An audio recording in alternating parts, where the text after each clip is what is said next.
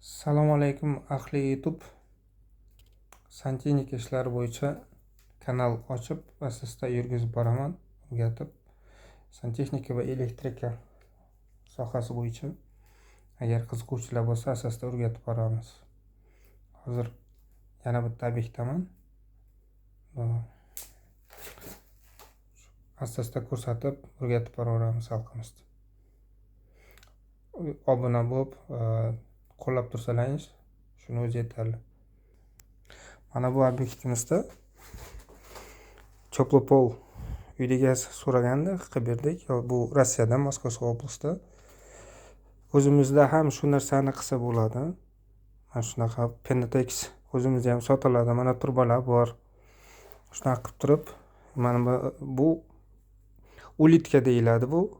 Nima emas, ikkita varianti bor. Zmeyevik Olon yo'li, bu ulitka deyiladi. Mana bunisi yaxshi ishlaydi, ko'proq isitadi.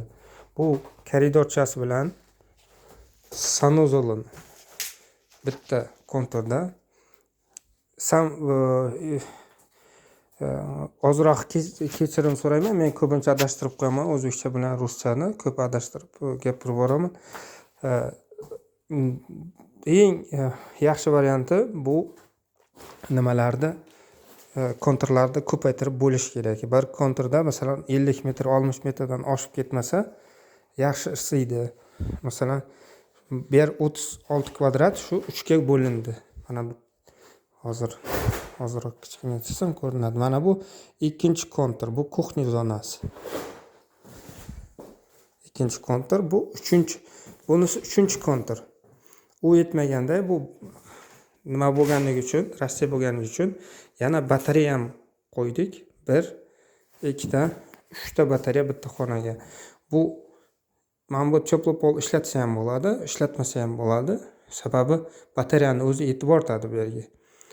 Bu yerda yoshi katta odamlar yashayotgani uchun qishki kuni sovuq bo'lmasligi uchun oyog'ini tagidan iltimos qildiki, Choplopol qilib beringlar deb turib. O'zimizga O'zbekiston sharoitida yoki Qirg'iziston, Tojikiston, shu O'rta Osiyo sharoitida batareya shart emas. Mana bunaqa Choplopolni chiroyli qilib turib, mana bunaqa konturlarni ko'paytirib qilib chiqsangiz, batareya shart emas. Shuni o'zi yetib ortadi. Prosta texnologiyasini nima qilish kerak? Mana bu Pentex обязательно qo'yish kerak. O'zimizda ko'plar qo'ymasdan tagida betonga yerdan to'proqdan beton qo'yib yuboradi. U narsa mumkin emas.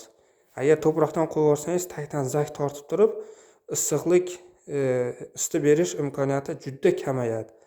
Siz o'tin yoqib kuningiz o'tib ketaveradi. Quru tashqarini isitayotganingiz qoladi.